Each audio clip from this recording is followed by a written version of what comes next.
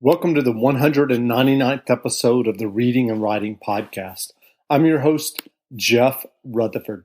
Stay tuned for my interview with Myke Cole, fantasy author and author of the Shadow Ops series. Stay tuned for the interview.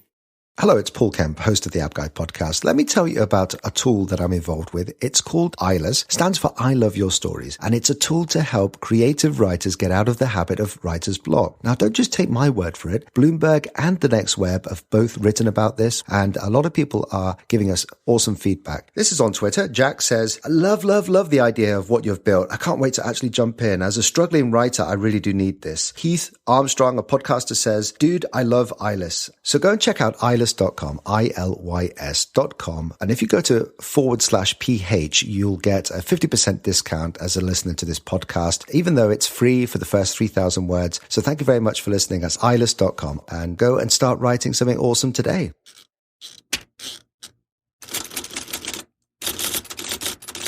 Welcome back to the Reading and Writing Podcast. My guest today is Myke Cole. Myke's latest novel, Gemini Cell, has just been published.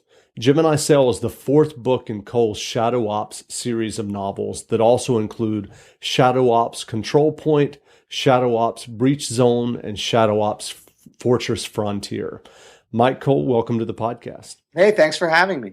Great. Well, can you read a page or two from your new novel, Gemini Cell? Yeah, I'd be glad to. I just want to set it up for you guys. The protagonist in Gemini Cell, and this is not a spoiler here, he is killed, and he believes his wife and child are killed early on in the book. So I'm going to read that passage to you. So suffice to say, he's a Navy SEAL. His identity has been discovered, and the bad guys that he's been fighting have broken into his home, and he's fighting them in his home. So let me read this scene. It's a little dark, and then you'll get a really good feeling for both the tone of the book and the tone of my writing in general. Here we go. A high shriek came to him from a few feet away. Daddy! Schweitzer allowed his focus to crack, his eyes to come off the gun sights and toward the sound. Patrick stood awake in the doorway to his room, his footed pajamas showered with dust, his blonde hair a tousled mess, his face pink and eyes shining with tears. Daddy! He shrieked again. As one man, the enemy turned toward him. Schweitzer's heart leapt into his throat. Patrick, no! Get back in! The stuttering salvo resumed. The muzzles of the enemy guns flashing. Patrick flew back from the doorway, snatched by an invisible hand. A streak of blood traced the floor, an arrow pointing the way he had gone. The door to his room danced, ripped off its hinges and spinning in the air, blotting out Schweitzer's view of his son. And then the door covered Patrick, burning, rocking on its edges. His son screamed no more. Schweitzer screamed for him. His vision swam. The pain of his wounds vanished. He leapt to his feet, shrugging off the wreckage of the stairway, sliding on the floor slick with his own blood. He's okay, his mind told him. If you can get to him fast enough, you can save him. A part of him knew it couldn't be true, that no 4-year-old could survive that many rounds. He silenced that part. Another part came alive. That other part propelled him to the burning door over his son, firing madly, all attempted accuracy forgotten. He snarled, the world disappearing. The room, the smoke, the enemy, all gone. Nothing existed other than the red tunnel that encompassed the ground Schweitzer had to cover to reach Patrick's side. He ran as if through molasses, Patrick's door growing no closer. Something struck him in his side, his shoulder. He stumbled, sank, kept going. He'll be okay. You've still got time for CPR. He heard a shriek and allowed himself to look over his shoulder. The balcony to their loft bedroom sat above the staircase, offering Sarah a clear view of Patrick's doorway. She called her son's name, leaping out over the ragged hole left by the now burning ruin of the staircase.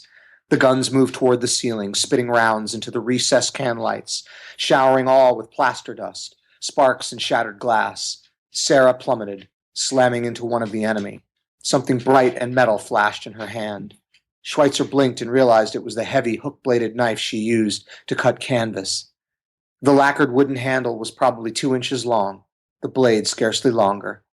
A mother wolf, she bore the man to the floor, plunging the flimsy blade into his neck above the collar of his body armor, covering himself with a bright spray of arterial blood.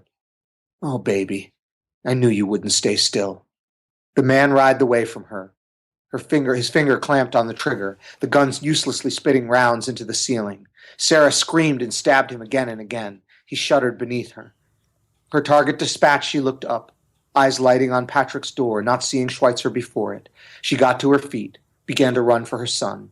A bullet slammed into her, lifting her into the air, throwing her back into the ruins of the staircase. She spun in the air, twitching, eyes narrowing in shock and agony.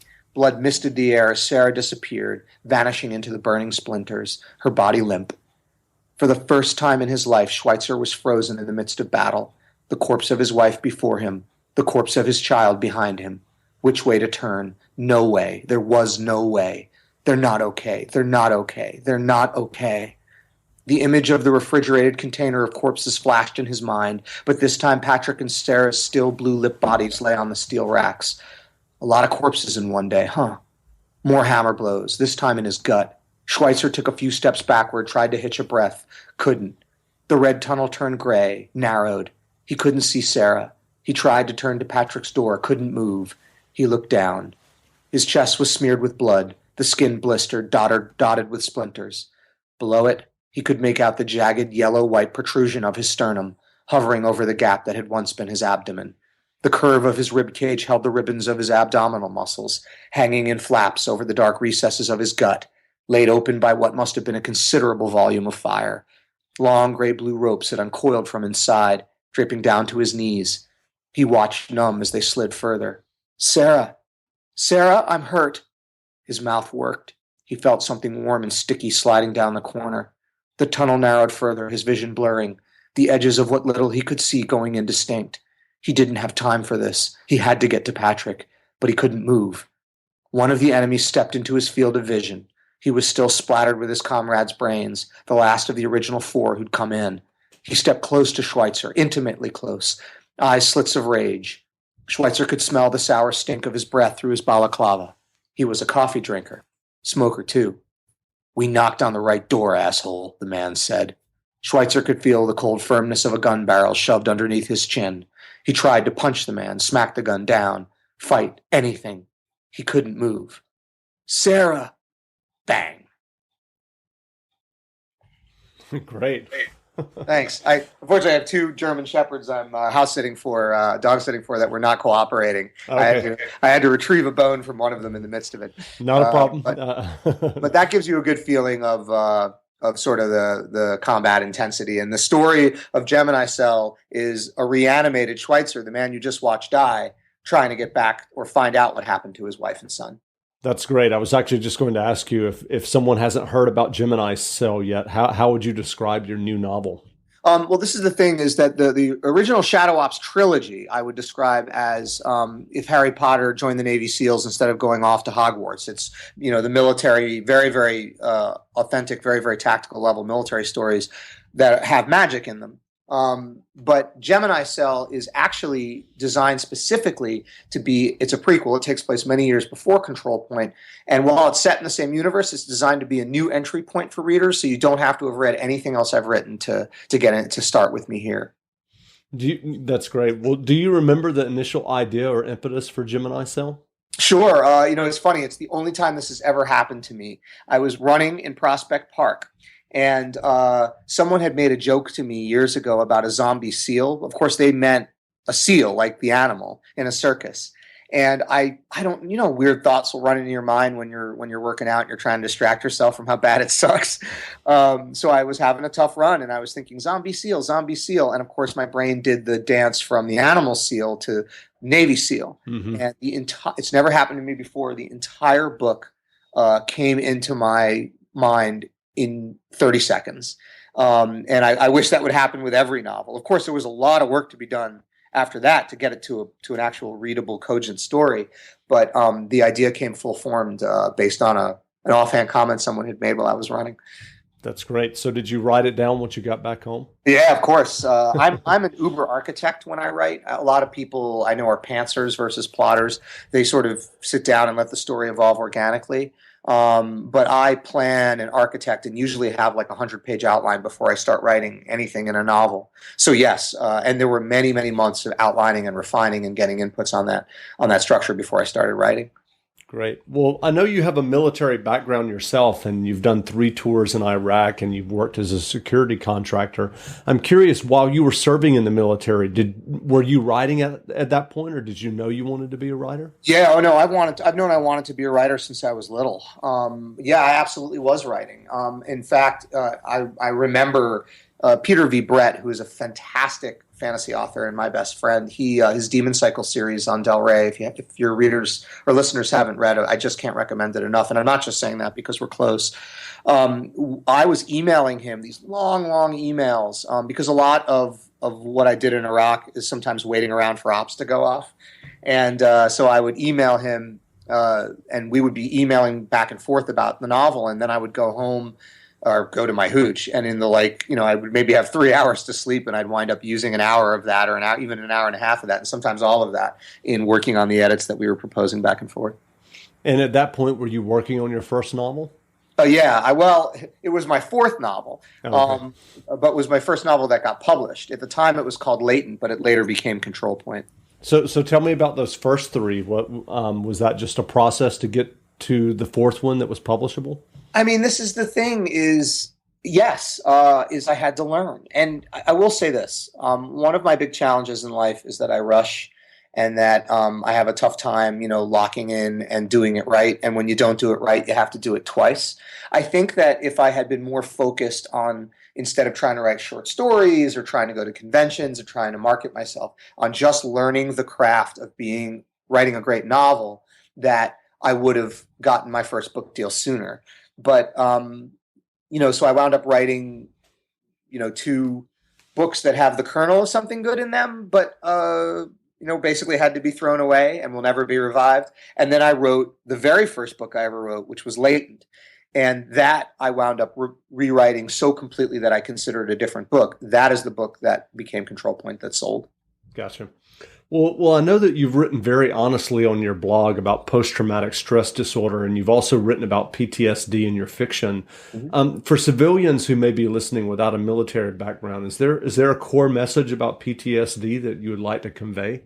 Yes, absolutely. And one of the things I do want to mention about Gemini Cell is it is absolutely a bald-faced allegory for PTSD. I mean, Schweitzer is reanimated, but he's not alive. He's still dead, and he has to find a way to reconnect with his world. And when you're dead, that's a permanent change, and you can't be in the world the same way. And that is definitely a message that I would wish people would understand about PTSD, is that people try to think of it as a pathology, like cancer, a disease that you can, that it's a simple thing in your life that's broken and that could be fixed potentially.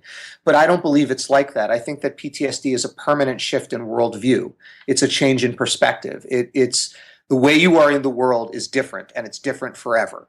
And one of the things that has been very, very helpful for me, and I wish that more people who had PTSD would try to, or rather people who are attempting to treat it or assist people with PTSD would try to work towards, is instead of attempting to fix a thing that isn't broken, attempting to help people set new goals and find a new way to be in the world. And for me, I quit my government job in DC. I moved to New York City. I became a writer out here. Like, reinventing myself was a huge piece of coping. Sure. Well, as part of that, do you think your fiction writing has helped you in dealing with PTSD at all? But not in the way you think. Like, I don't work out my issues in the writing. It's more that the goal of being a writer. So I think before I went to war, I had different kinds of goals: get married, have a house, sort of all of these normal guideposts that I've been raised with. And post PTSD, I had to find a way to matter in the world that meant like my life was significant, because when I was in Iraq, every little thing I did made the universe reverberate. And now I'm supposed to be happy with paying off a mortgage and sitting in a cubicle for 8 hours a day? No way. I just felt so bored and useless and insignificant, which is one of the things that when people are talking about treating PTSD, they don't talk about that. They talk about flashbacks and being scared in crowds and the dramatic, sexy stuff. They don't talk about trouble finding meaning in the things that most people find meaning in. And then everyone looking at you being like, "What's wrong with you? Why aren't you happy?" Mm-hmm. So for me, being a writer gave me something to live for, something to aspire to, something to be like, I am still making the universe reverberate. I am still significant in the way I was in war. And once I made that shift, I began to attract people, as both friends and, in relationships that were like that too. And I found a new circle and a new way forward. So yeah, writing has been really significant for me, but not in the way I think most people would expect. Sure.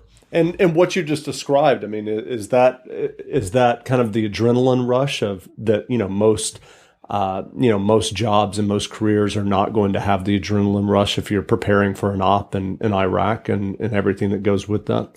Yes, I mean, but the thing is, I still get the adrenaline rush. I'm still with a major police department out here, and I was, and also was doing patrol law enforcement with the Coast Guard, which is actually gun on hip, pulling boats over and boarding them. So there was plenty of adrenaline in my life. It was less that, and it was more that when you're at war, man, the stakes are high. Like every decision you make, every day you go to work, like people are living or dying, you're changing the course of nations. Like it's in this incredible sense of mattering in this intense way.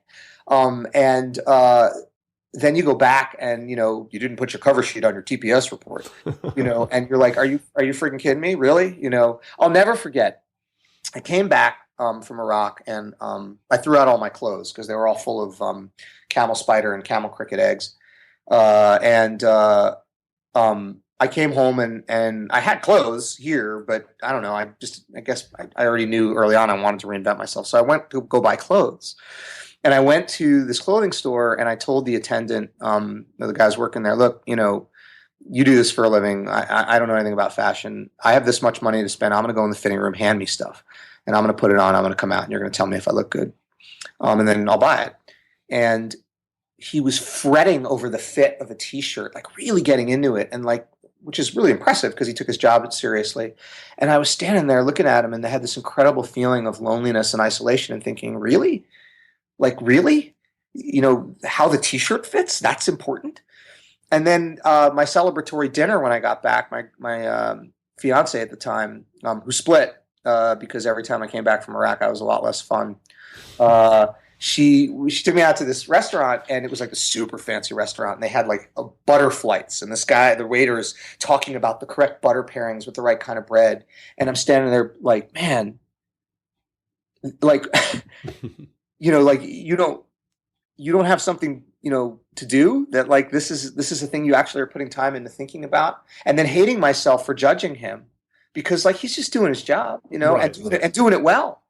But I just realized, and then of course, this incredible sense of emptiness and loneliness, like I am now cut off from being able to find significance in enjoying something like a butter pairing or the correct fit of a t-shirt. And people in peacetime societies do that all the time. So that's more what I'm talking about. Gotcha. Well, I'm curious. I mean, and obviously you can, choose not to answer this if that's the case. But given and I realize that this is getting away from your novels, but given the fact that you did 3 tours in Iraq, as a civilian and now, in your life now, do you have any thoughts in terms of how things have turned out geopolitically? No, I'll answer it. I mean, it's funny. I writing a blog post about this. I'm horrified, and the reality of it is that ISIS has regained everything that I fought for, and that friends of mine died for, has absolutely been rolled back. There's just no way. It's irrefutable. And we sent 1,500 more people there that are now going to have to go deal with that. I think the balance of power has shifted. The sum total of what happened in Iraq, our intervention in Iraq, is that we've just handed near hegemony in the region over to Iran, who was a dedicated enemy of us. So it's awful. And I killed people in support of that mission. And I wrestle with that all the time. And the only way I can face it is when I remind myself that at the strategic level, this is an unmitigated disaster, not just for us, but for the world.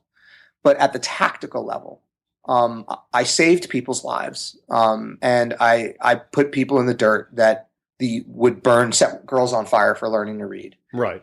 And that's something.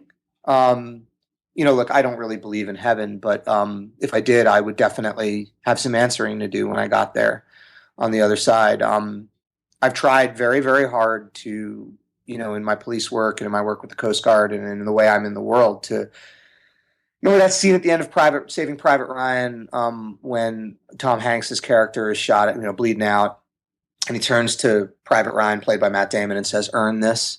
Do you remember that? Mm-hmm.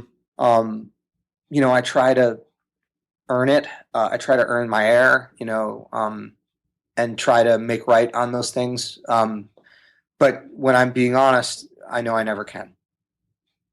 Gotcha. Okay. Well, let's get back to the fiction, which is, what we're talking about. So given your success with your novels to date, what advice would you have for aspiring writers who may be listening? Yeah. So, and it's the same advice I always give, is there is no magic key. Aspiring writers always want some kind of like magic key, some end run, some secret piece of advice. It doesn't exist. All writing is it's just like tiling your bathroom. It's just like cleaning your house. It's just like, doing your homework. It sucks. You don't want to deal with it. You'd rather be playing video games. I don't care how good a writer you are. I don't care how much you love writing. It sucks. It's a job. And you need to lock it up. Am I allowed to curse on your show? Yeah, yeah. You need to lock it the fuck up. You need to pull up your big boy or big girl pants, and you need to sit your ass down, and you need to write, and you need to accept the fact that you are going to write a lot, and the vast majority of the stuff you write you will have to throw away, and the odds are very long of you ever getting published. But the price of admission is the work, and you cannot control the state of the market. You cannot control luck. You cannot control whether or not you're talented, and who the hell even knows what that means. The only thing you can control is the work. So you need to work your ass off. And I hear a lot of writers that when they come to ask me questions on panels when I'm speaking, those questions are not craft questions. They're almost always marketing questions or networking questions or inspiration questions or routine questions. Craft is the only thing that matters. If you write an amazing book, everything else will take care of itself. So focus on writing an amazing book and read critically. Read your favorite authors. And don't just get lost in the story. Try to see what they're doing and why it works. Great advice. Well, are there novels or nonfiction books that you've read in the last year or two that made an impact on you and that you would recommend? Oh, tons. We would be here all day. Okay. So let me give one fiction novel and one nonfiction self-help book. So the fiction novel is, again, I was telling you guys about Peter V. Brett. Full disclosure, he is my best friend, but he is also my biggest writing influence. And his first novel, The Warded Man, is, in my opinion, one of the great works of fantasy. And it's also a technically incredibly proficient work in terms of the plotting, in terms of the structure, in terms of the pacing, in terms of the prose styling, in terms of the character arcs. Read The Warded Man. That is your first, and most indelible lesson. The only self-help book I've ever read that is worth the paper it's printed on is written by Stephen Pressfield, and it's called The War of Art. And Stephen Pressfield is a great historical fiction writer, but The War of Art talks about writing process, and it's practically a pamphlet. You can read it in a couple of hours. But what he does is he anthropomorphizes resistance to getting shit done and allows you to rage against it and fight against it. And he also embraces the value of misery and the idea of misery as a productive engine and as the crucible as a place where iron gets made and forged into steel. It's a really, really fabulous book, and it's a really short read, and I'm not exaggerating to say it changed my life. That's great. Well, what are you writing now? Can you discuss your work in progress? Yeah, of course. I have two works in progress, actually. As soon as I get off this podcast, I am going to go back to my rewrite edit of Javelin Rain, which is the sequel to Gemini Cell, which will be coming out this time next year. And I am also working on a what I call grimdark, and I'm using air quotes there, which is grimdark is sort of a subgenre of fantasy that's very, very bleak with very flawed characters. George R. R. Martin's A Song of Ice and Fire has been considered grimdark. But it's a medieval fantasy with a 13-year-old gay girl protagonist, female protagonist. And it's totally outside my wheelhouse.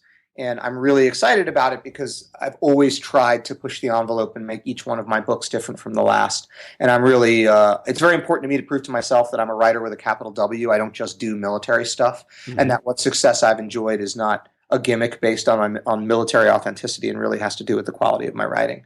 So it's not sold, but my agents are excited about it. I'm going into the 6th draft on it, and I keep hoping to get it to market, but it's not going out to market until, meaning trying to sell it to publishers, until it's absolutely the best it can be. And done right is always better than done fast. So it may be a while. That's great. We look forward to seeing that. So where can people find you online if they're interested in learning more about you and your books? Well, first of all, I should say I answer all my emails. So if anybody wants to get in touch, it's Myke@MykeCole.com. And I want to point out my name is spelled Mykecole. You can go to my website at www.mykecole.com. Follow me on Twitter at @MykeCole, all spelled the same way, or at Facebook at facebook.com/MykeCole.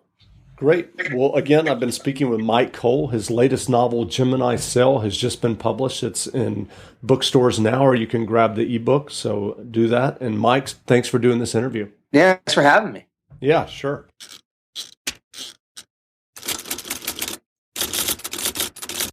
The stockings are hung and the shopping has begun. This holiday season, shop Cincinnati favorite gift cards at Kroger. Grab a gift card to La Rosa's and enjoy a warm slice of pizza. Or snag a gift card to Grater's and treat yourself to something sweet. Whoever you're shopping for, you'll earn 4 times fuel points on Cincinnati favorite gift cards. Head over to giftcards.kroger.com/Cincinnati-favorites to complete your shopping list and support our local businesses. Available in Cincinnati, Columbus, and Louisville markets only. Restrictions apply. See website for details.